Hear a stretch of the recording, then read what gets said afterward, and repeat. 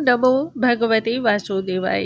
नमस्कार दोस्तों आज के इस वीडियो में हम बात करेंगे एकादशी करने वाले जो भी भक्त हैं उन सभी को बहुत ही खास बातों का ध्यान रखना चाहिए। देखिए, व्रत जो होता है ना, कई प्रकार के नियम और विधियों को ध्यान में यदि रखकर आप करते हैं तब आपका व्रत जो है पूर्ण फल को देने वाला होता है। वरना फल तो आपको प्राप्त होते हैं लेकिन जितना होना चाहिए उतना आपको प्राप्त नहीं होता है, या फिर कई बार तो ऐसा होता है कि व्रत करने के बाद भी किसी फल की प्राप्ति नहीं होती है।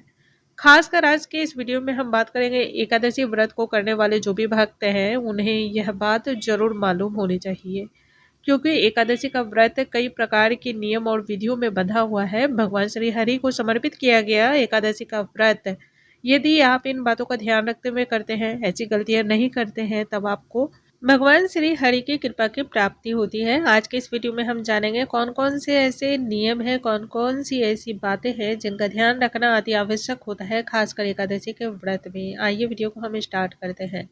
नमस्कार दोस्तों, कैसे हैं आप सभी? उम्मीद करती हूँ आप सभी स्वस्थ होंगे, सुरक्षित होंगे और आप सभी को उत्तम भविष्य की कामना करते हुए आज का ये वीडियो स्टार्ट करती हूँ। दोस्तों, एकादशी का व्रत भगवान विष्णु को समर्पित किया गया है। जिस प्रकार से प्रदोष का व्रत भगवान शिव को समर्पित है, उसी प्रकार से एकादशी का व्रत भगवान श्री नारायण को समर्पित किया गया है। एकादशी का व्रत करने मात्र से ही सभी प्रकार के मनोरथ जहाँ सिद्ध होते हैं, वहीं सभी प्रकार के पापों से भी मुक्ति मिलती है। मनुष्य को यमलोक का दुख नहीं भोगना पड़ता है। ऐसे में व्रत करने वाले जो भी उपासक हैं उन्हें खासकर कुछ बातों का ध्यान रखना चाहिए। इस व्रत का पालन दशमी से ही शुरू हो जाता है। कहने का मतलब है एकादशी यानी कि 11वें दिन और एक दिन pहले यानी कि दशमी तिथि से कहते हैं। व्रत के एक दिन पहले से ही इस दिन के व्रत का आपको पालन करना शुरू कर देना चाहिए। कहने का मतलब है जिस दिन आपका व्रत रहता है उससे ठीक एक दिन पहले ही आपको एक बात का जरूर ध्यान रखना चाहिए, इस नियम का पालन भी करना चाहिए। एकादशी के व्रत करने में इस बात का ध्यान रखना अति आवश्यक माना जाता है।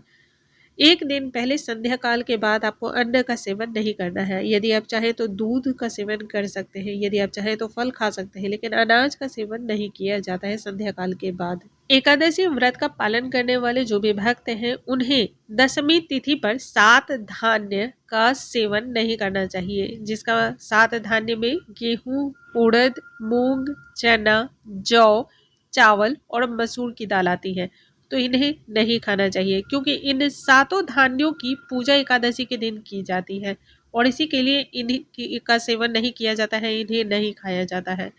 जहाँ तक संभव हो सके दशमी तिथि और एकादशी तिथि दोनों ही दिनों में आपको कम से कम बोलना भी चाहिए। एक दिन पहले से ही आपको तामसिक जितने भी भोजन होते हैं या तामसिक जो भी ऐसी क्रियाएं होती हैं तो उन सभी को आपको बंद कर देना चाहिए।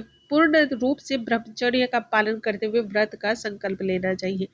एकादशी तिथि पर सुबह स्नान आदि करके निश्चिंत हो जाए, निवृत्त हो जाए अच्छी तरह से। उसके बाद सबसे पहले भगवान श्री हरि के समक्ष दीपक जलाएं और व्रत का संकल्प लें। बिना व्रत के संकल्प के यह पूजा भी पूर्ण नहीं होती है। संकल्प आप अपने सामर्थ्य के अनुसार ही लें, यानी कि बहुत सारे लोग ऐसे होते हैं जो फलाहार का संकल्प ले सकते हैं, यानी फल पे रहेंगे। वहीं कुछ लोग ऐसे हैं जो एकादशी के व्रत में सिर्फ और सिर्फ पानी का सेवन करके रह जाते हैं और कुछ लोग ऐसे हैं जो निर्जला रह जाते हैं। बहुत सारे लोग ऐसे भी हैं जो कुछ कुछ चीज़ें खा कर रहते हैं, जैसे साबूदाना हो गए, खीर हो गए, तो इनका सेवन हाँ, चावल इस दिन तो खाया नहीं जाता है। खीर आप साबूदाना के खा सकते हैं या फिर आप चाहे तो रामदाना के खीर खा सकते हो, तो इनका आप खाना खा सकते हैं, इनका सेवन किया जाता है। तो आप अपने सामर्थ्य के अनुसार ही संकल्प लें, इस बात का याद रखेंगे। उसके बाद आपको घट की स्थापना की जाती है। बिना संकल्प लिए घट की स्थापना नहीं की जाती है। जब आप कलश की स्थापना करें तो उसके ऊपर एक पात्र में बहुत सारा अच्छी तरह से आपको फूल या फिर चावल आप रख सकते हैं और उसके ऊपर भगवान श्री हरि की जो भी प्रतिमा है उसे स्थापित की जाती है। उसके बाद उनकी पूजा अर्चना की जाती है। अब बात आते हैं दूसरे दिन की, यानी पारण वाले दिन की। तो पारण वाले दिन में जब तक आप ब्राह्मणों को दान अन्न का नहीं करते हैं तब तक पारण नहीं किया जाता है। उसके बाद जो भी जरूरतमंद है उन्हें भी अन्न का दान यदि करते हैं तो यह आपको और भी ज्यादा विशेष फलों को प्रदान करने वाला होता है।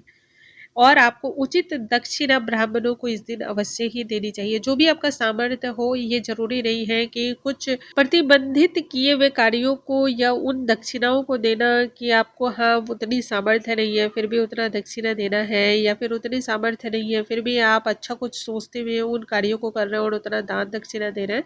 तो ये भी शास्त्रों में उचित नहीं बताया गया है। जो आपका सामर्थ्य है उतनी और उसी सामर्थ्य के अनुसार आपको दक्षिणा देनी चाहिए। पारण करते समय एक बात का और भी याद रखिएगा दोस्तों कि कभी भी हरिवासर के दौरान पारण नहीं किया जाता है। ऐसा व्रत जो है खंडित हो जाता है, किसी भी फल को प्रदान करने वाला नहीं होता है।